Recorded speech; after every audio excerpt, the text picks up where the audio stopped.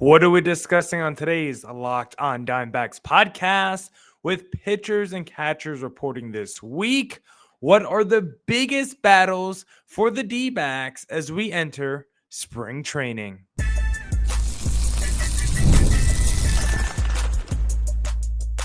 You are Locked On Diamondbacks, your daily Arizona Diamondbacks podcast, part of the Locked On Podcast Network, your team every day. Welcome into the Locked On Diamondbacks podcast, part of the Locked On Podcast Network, your team every day. You're listening to who? The always charismatic host of this podcast, Millard Thomas, multimedia journalist and graphic designer. So please go check out my website, MillardThomas24.myportfolio.com. I'm there you can see all my latest work, from my packages to my articles to my photos and my graphic design. Today's episode is brought to you by FanDuel. Right now, new FanDuel customers can get $150 in bonus bets if your first $5 bet wins. Download the app or head to FanDuel.com to get started. On today's Locked On Diamondbacks podcast, with spring training around the corner, pitchers and catchers reporting this week, let's take a look at the biggest roster battles as we enter camp. So we'll go through all that on today's Locked On Diamondbacks podcast. And as always, thank you for making Locked On Diamondbacks your first listen every day. I would not be able to do this podcast without you, my loyal listeners, sharing, subscribing, reviewing, doing all that so I could do this podcast for you. Thank you. It's free. It's available on all platforms, so please continue to tell your friends. And one of those platforms is YouTube. Please hit subscribe to Locked On Diamondbacks on YouTube. Now let's get back to the podcast and let's discuss some of the biggest battles as we enter D-back spring training, because I think there's three big ones that we have to watch out for. I think the first big one that we're all kind of watching right now is really like, what are we going to do with the rotation and how are we going to round out the back end, right? We still believe Jordan Montgomery is probably going to be traded because it's hard to enter a regular season with 7 guys that could be in a rotation. You could do a 6-man rotation and get away with it if you traded Jordan Montgomery, but as it currently stands, you have 7 guys that are viable for 5 rotation spots, and we know the top 3 in the rotation is locked in. Corbin Burnes, who got the new franchise record-setting money, he is going to be starting opening day. I'm not really too worried about that. If he's not, then Zach Gallen will be, who is also guaranteed top 3 spot in the rotation. Merrill Kelly guaranteed number 3 spot. And so the question is, who should be the D-backs number 4, number 5 starter between Fott, Erod, Monty, Jordan Montgomery, and Ryan Nelson? From the tea leaves and the reports, it sounds like Erod is locked into a number 4 spot in the rotation. I'm guessing it's via the money he's getting paid, right? The contract, getting around $20 million a year over the next few seasons, right? But seeing how the D-backs have operated the last couple of years, especially as this team has gotten better and has started to win ball games, this front office has gotten really good about making sure there's no dead weight on the roster, right? Guys like Madison Bumgarner, guys like Jace Peterson, if you weren't performing, you were getting, the front office was getting rid of you. And I wonder if the D-backs, if you see Erod out there, continue to struggle this season, or even after last season, if the D-backs are like, maybe Erod shouldn't be a guaranteed spot in the rotation. If he has a terrible spring training, gets crushed all camp, right? After coming off the season he had last year, can you guarantee him a spot in the rotation?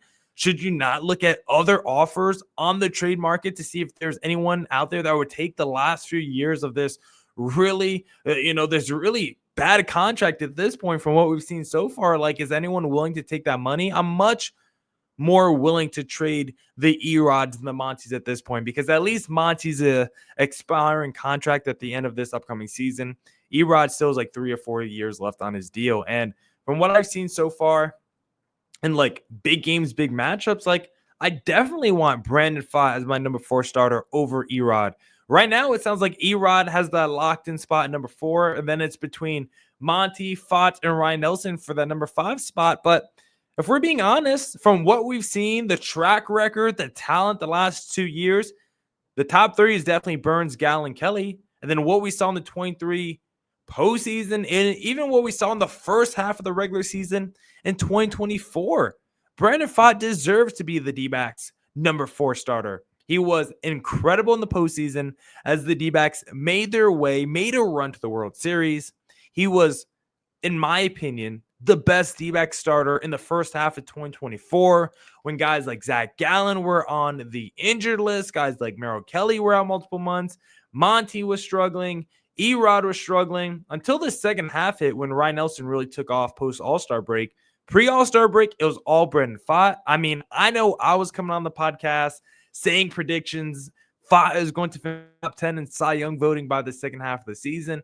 It did not happen, but you can't tell me from what I've seen the last 2 years, I'm putting Erod in the rotation over Pfaadt. And so it's still a big training camp battle, but if I was to do the rotation, I have Pfaadt locked in my number 4, and then I would make that number 5 battle between Erod, Monty, and Ryan Nelson. And if you want to go young and cheap, you're going Ryan Nelson, right? He costs nothing compared to Erod and Montgomery. Coming off the season he just had, with the price tag, with his age, there's a real world scenario now where Ryan Nelson turns himself into a legit viable starter. And then knowing guys like Zach Gallen and Merrill Kelly are pending free agents after this season, if Ryan Nelson goes out there as a number 5 starter, has a really good year, builds off what he did in 2024, the D-backs might look at their team, look at their roster construction and say, we love you, Zach Gallen. We love you, Merrill Kelly. You guys are just too expensive to bring back. We know we have Pfaadt. We know we have Corbin Burns. And now we have another guy in Ryan Nelson who has turned himself into a very good starter. We think could be a number 3, number 4 for us in our rotation. There is a real world scenario now where the D-backs do like Ryan Nelson enough to make him a mid-rotation starter next season. And if not, Ryan Nelson might have enough talent where you could go out there and improve your roster around the edges, maybe go get a really good back-end reliever. If you were to trade a Ryan Nelson, maybe you go get, a young, controllable third baseman or something along the lines where you help out another position of need if you're the D-backs. And so right now, if I'm looking at this training camp battle for the back end of the rotation, I'm putting Brandon Pfaadt in my number 4 spot. And then after that, I'm considering trading Jordan Montgomery and Erod. More likely, I would want to trade Erod than Monty because I believe there's better bounce back potential with Jordan Montgomery. But if you want to go young, cheap, and exciting, then let's throw Ryan Nelson out there as that number 5 starter. Now, if we want to discuss another D-backs training camp battle, we have to discuss who is going to be the next Kevin Newman, which we'll talk about in segment number 2. From the first whistle to the final drive, FanDuel makes the NFL playoffs even more exciting. Right now, new customers can bet $5 and get $300 in bonus bets if you win your first bet. That's $300 to keep the action going. FanDuel is the app that is easy to navigate, and the variety of bets keeps every game exciting. Plus, when you win, you get paid instantly, no waiting around for your winnings. Whether you're betting on your favorite team or just looking to add some extra excitement to the playoffs, FanDuel has you covered. My favorite thing to do on FanDuel is the same game parlay. Whenever the Suns are playing, give me KD over on 25 points, give me Booker over on 25, and give me the Suns money line. When it hits, which is not very often, it brings a big smile to my face. If you want a big smile on your face, just visit FanDuel.com to join today and get started with $300 in bonus bets. That's FanDuel.com. Make this playoff season unforgettable with FanDuel, an official sportsbook partner of the NFL. All right, back here on the Locked on Diamondbacks podcast, and let's discuss another D-backs camp battle as we enter spring training. I think the second big one to watch out for is something we mentioned before going to segment number 2. We teased it. Who is going to be the next Kevin Newman? And actually, coming off last season, that is actually a tall task because, like I've said on this podcast multiple times, Kevin Newman blew away my expectations for the 2024 season. And you might say, how did he do that? He only had a 686 OPS. Like, was he really that good?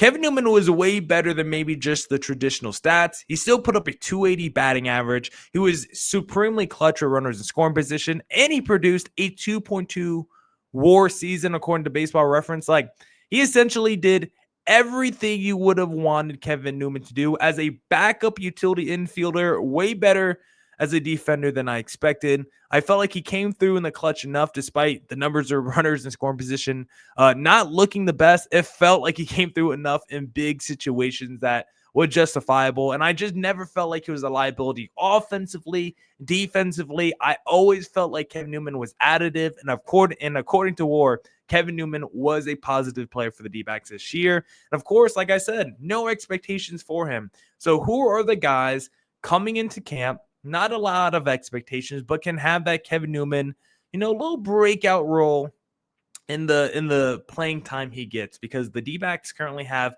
a few guys who I think can fit this kind of mold. You got Garrett Hampson, who was signed to a minor league deal. You got Gray Kessinger, who was traded from the Houston Astros. And you also got Trey Mancini, who was signed this past week. And then if you look at some internal options, you got Blaze Alexander and you got Jordan Lawler. So the D-backs really have 5 guys who are going to be fighting for that backup infielder role. And I think they all have a case to potentially make the D-backs roster. We'll look at Garrett Hampson.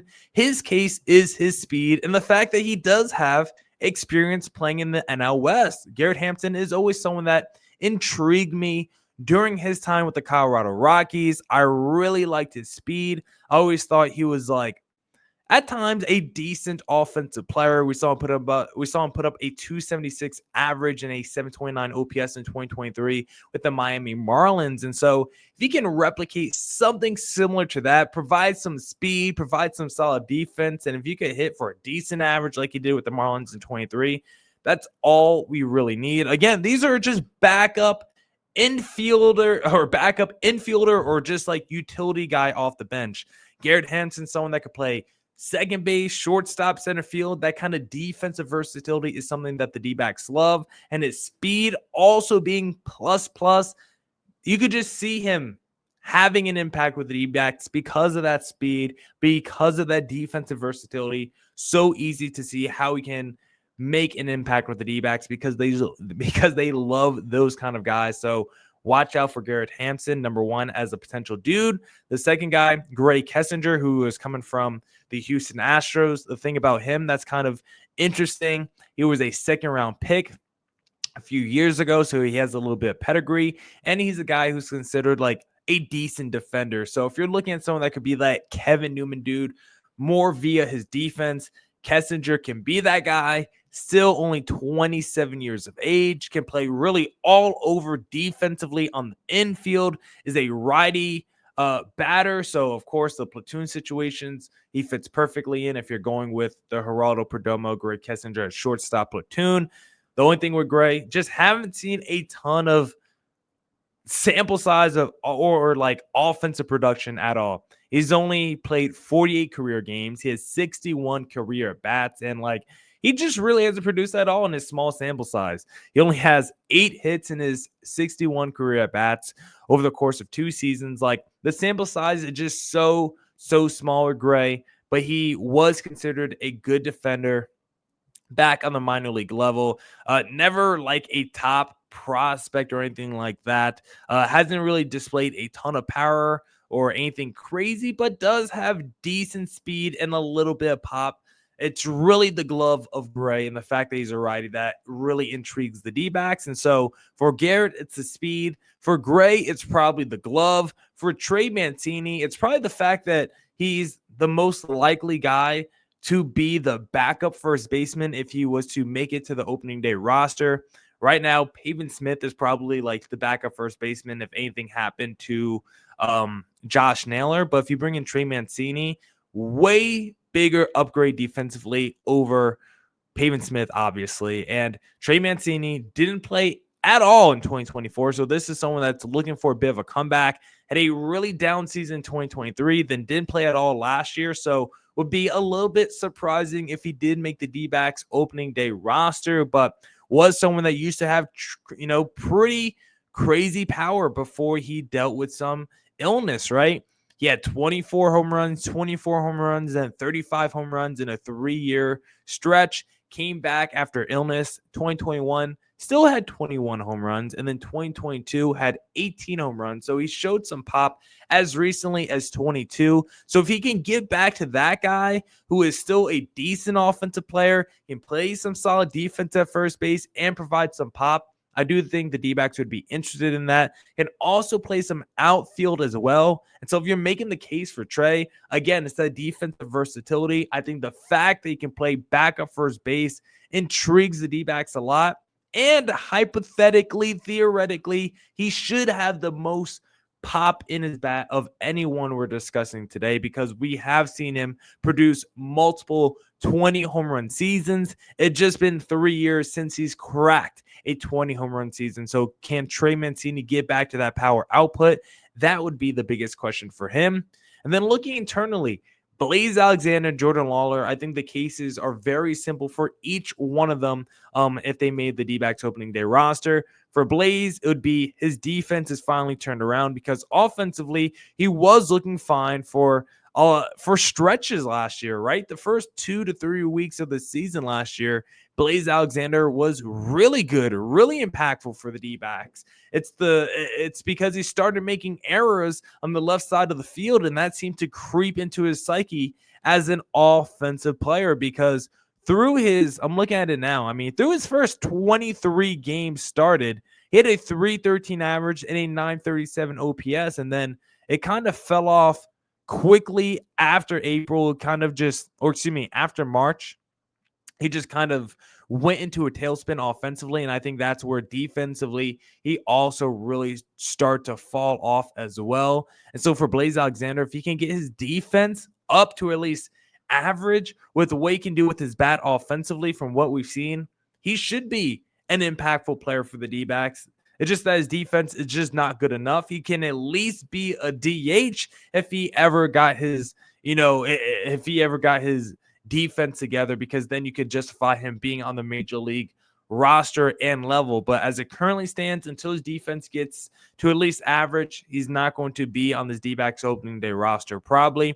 Then the last guy, Jordan Lawler, the case for him is he's the future. Now, maybe that's also the case as to why he's not going to be there opening day, but if he's there opening day, has a great season, D-backs could potentially get another borderline first-round pick from Jordan Lawler being in the Rookie of the Year race. And also, I also believe you can't just keep waiting around for guys year after year. At some point, you have to throw them in the fire. Jordan Lawler, I know he's dealt with a ton of injuries, but he's looked good on the minor league level whenever he's played. If he's healthy, we know his glove is at least major league ready. The bat might still have some question marks, but at this point, maybe start him in the minor leagues, give him a little bit of reps. But I think at some point, Jordan Lawler has to start making an impact with the D-backs, and why not let it be 2025?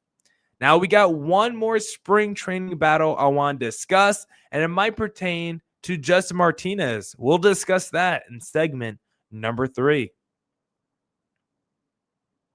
And if you're looking to buy tickets to an upcoming sport or an event, then the best place to do that, of course, is going to be Game Times, because Game Time is the best place for last-minute deals on sports, concerts, comedy, theater, and more. They have this feature called All-In Pricing. When you toggle this feature on, it shows you your total cost up front with no surprise fees at checkout. You could get a panoramic view from your seat before you buy. They also have the lowest price guarantee, or Game Time will credit you 110% of the difference.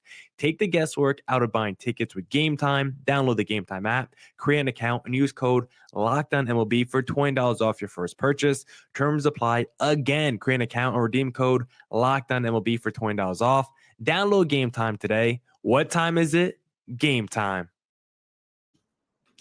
All right. Back here on the Locked on Diamondbacks podcast, we got to discuss one more spring training camp battle for you guys, because it kind of seems, Mike Hazen has discussed adding another back-end high-leverage reliever, right? Someone that's more than likely could throw really hard as well. We've had good conversations and discussions surrounding Justin Martinez and his closer role and him being the closer of the future, but it's still been kind of non-committal from the front office, right? As it currently stands, no one has been signed this offseason for the back-end bullpen, so Justin Martinez is more than likely, I would put at 80%, he's going to be the D-backs closer come opening day, come day one, but let's still have the conversation of, is there even anyone else that you think should be in the running for the D-backs closer? Because as it currently stands, like I said, Mike Hazen hasn't signed anyone, and I still want to go out there and at least get one more D-backs reliever, right? I'm looking at a guy like David Robertson. I think he'd be really good as a potential setup man for this D-backs team as a seventh inning guy. Justin Martinez, the closer, AJ Puck, David Robertson setting him up. I think that's a nasty 7, 8, 9 combination if you're the Arizona Diamondbacks. But if you didn't think Justin Martinez should be the closer, who is out there on this D-backs roster that even has a case? Because I think it's only like a couple of guys internally that the D-backs have that should even be considered potential options for the closer role. Of course, Justin Martinez, the guy that everyone wants to be the closer. He's still on this D-backs roster with that four-seam fastball, with the sinker, all the secondary stuff. He's still throwing hard. He's still racking up Ks. Justin Martinez is the D-backs closer of the future, no doubt about it. But is he the D-backs closer of the present? That's more of the bigger question, because the D-backs didn't go Justin Martinez. I feel like the most likely guy then after him, and at least in terms of talent, has to be AJ Puck, 6'7", flat out dominant coming to the D-backs last year.